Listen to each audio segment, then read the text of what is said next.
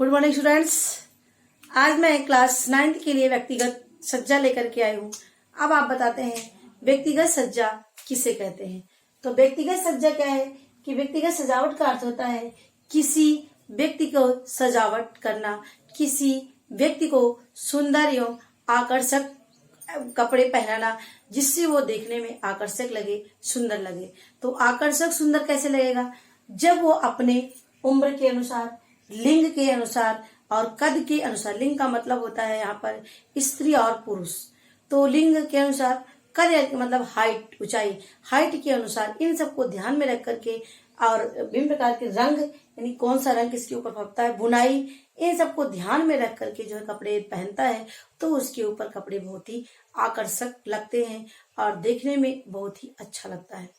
अब आते हैं तो आपको पता चल गया होगा व्यक्तिगत सज्जा क्या है कि व्यक्ति की सजावट करना, यानी कहने का मतलब उम्र, लिंग और आय के, उम्र, लिंग और कद के अनुसार कपड़े की पहनना, कपड़े को चुनना ही क्या कहते हैं, व्यक्तिगत सज्जा।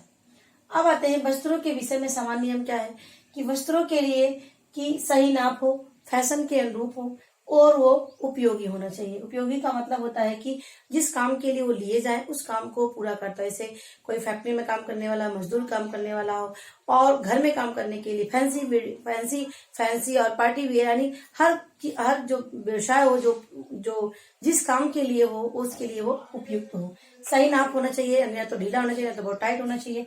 फैशन के अनुरूप, यानी जो फैशन, जो चलन चल रहा है उसी के अनुसार हमें कपड़े का चुनाव करना चाहिए। नेक्स्ट आते हैं वस्त्रों का चुनाव। हमें वस्त्रों का चुनाव करते समय, सिलेक्ट करते समय किन किन बातों का हमें ध्यान में रखना चाहिए। तो इसके लिए क्या है हमारा टिकाऊपन, यानी हमारे कपड़े में क्या होना चाहिए, टिकाऊ होना चाहिए वो कपड़ा, और इसके साथ सोखने की क्षमता उसमें होनी चाहिए। क्या होनी चाहिए? सोखने की क्षमता होनी चाहिए। और इसके साथ साथ वो घर में हो, मुआस हो, यानी घर में धोया जा सके। नेक्स्ट हमारा क्रीज मुक्त। क्रीज मुक्त का मतलब होता है ऐसे कपड़े हो जिसमें सिकुड़न ज्यादा ना पड़े और उसको आसानी से पहना जा सके और उसमें सिकुड़न ना हो। नेक्स्ट कपड़ों का मूल्य। कपड़ों के मूल्य का मतलब है कि जो भी कपड़े हमारे हों उनका मूल्य पहले ध्यान रखना चाहिए कि हमारे पास पैसे कितने हैं और हम किस कपड़े का चुनाव कर रहे हैं। तो हमारे पास जितना मूल्य हो, जितना पैसा हो, उसी के अनुसार हमें कपड़े का चुनाव करना चाहिए जो हमारे लिए सही होगा, उचित होगा। तो ये हो गया हमें वस्त्रों को चुनाव करते समय ध्यान देने योग्य बातें। अब आते हैं कि जो व्यक्तिगत वेशभूषा है, जो हम लोग पहनते हैं, उनमें कुछ नियम है, कुछ बातें हैं, उसको आपको ध्यान में रखना चाहिए। क्या क्या है? पहला आयु। आय के मतलब है कि किस उम्र में कैसे रंग के कपड़े। तो मुझे जो बच्चे होते हैं उनको गहरे रंग के कपड़े होने चाहिए और थोड़ा ढीले ढाले कपड़े होने चाहिए, जिससे वो उनको आसानी से, मतलब बहुत ही इरिटेट ना हो कपड़े को देख करके, पहन करके। यानी का जो बच्चे हों उनके रंग के कैसे होने चाहिए, गहरे होने चाहिए। जो वयस्क लोग हों, बूढ़े हों, उनके रंग के कपड़े क्या होने चाहिए, हल्के होने चाहिए। तो ये उपयुक्त होता है। कद मतलब हाइट। जो लंबे कद वाले हों, चाहे वो स्त्री हो या पुरुष हो, तो स्त्रियों के लिए साड़ी हो या सूट हो, उसमें लंबे कद के लिए बड़े बड़े फूल होने चाहिए। और आड़ी धाड़ी के कपड़े, यानी आड़ी धाड़ी का मतलब हॉरिजेंटल, इस तरह से होना चाहिए जिससे उनकी जो लंबाई है वो कम लगे। यानी आड़ी रेखाओं का ही प्रयोग किए हुए कपड़े को पहनना चाहिए। लेकिन जो छोटे कद वाले होते हैं उनको छोटे छोटे फूल वाले बने हुए डिजाइन के कपड़े पहनने चाहिए और उनकी लंबाई के लाइनें बनी होनी चाहिए, धारी बनी होनी चाहिए, जिससे ऐसे पहनने से जो उनकी छोटी लंबाई है वो क्या होगा, अधिक दिखेगा। तो ये बातों को आप ध्यान में रखना चाहिए आपको। नेक्स्ट आपका चेहरा। चेहरे में क्या है कि लंबे चेहरे वाले हैं तो उनको गोल गले का डिजाइन पहनना चाहिए। लंबे चेहरे वाले को गोल डिजाइन पहनना चाहिए और जो गोल चेहरे वाले हैं उनको लंबे डिजाइन पहनना, यानी लंबे गले वाला, चौकोर गले वाले डिजाइन पहनने चाहिए। चौकोर गला जिसको ये बोलते हैं, इसको बोलते हैं चौकोर गला।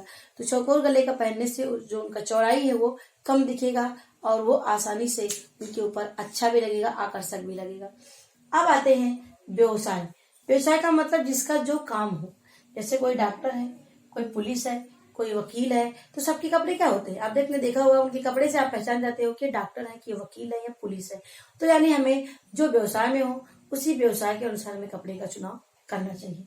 तो ये हो गया आपको व्यक्तिगत वेशभूषा की जो कुछ अन्य बातें हो जो हमें हमेशा ध्यान में रखना चाहिए।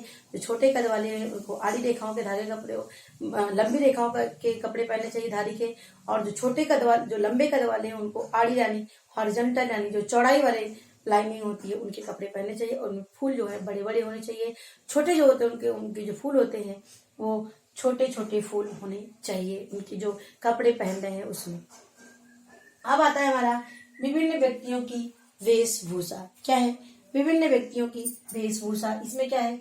पुरुषों के वस्त्र। अब देखिए सबके वेशभूषा अलग अलग होते हैं। जैसे पुरुषों के जो वस्त्र होते हैं उनके एज ए फॉर्मल वे में होने चाहिए, जो भी जिस व्यवसाय में हो, और उनके कपड़े ना तो बहुत डार्क होने चाहिए बल्कि वो लाइट कलर के कपड़े पहनने चाहिए। उनको ढीले ढाले कपड़े पहनने चाहिए जिससे उनको दिन भर जो है इरिटेट ना महसूस हो।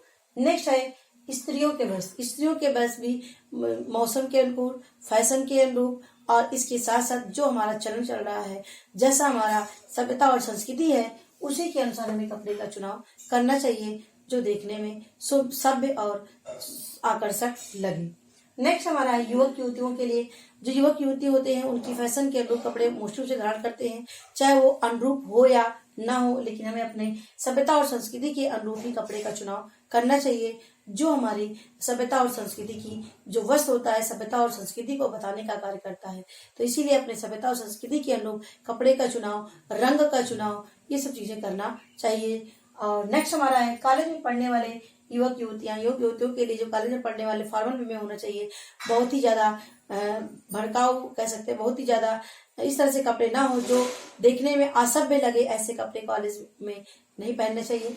नेक्स्ट हमारा है स्कूल जाते समय वेशभूषा।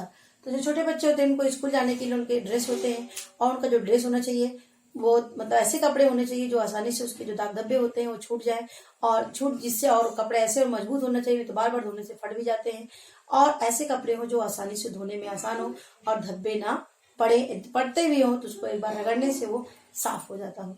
तो इस तरह कपड़े का चुनाव करना चाहिए। नेक्स्ट हमारा है खेल के अनुरूप, यानी खेल के अनुरूप यदि हम कपड़े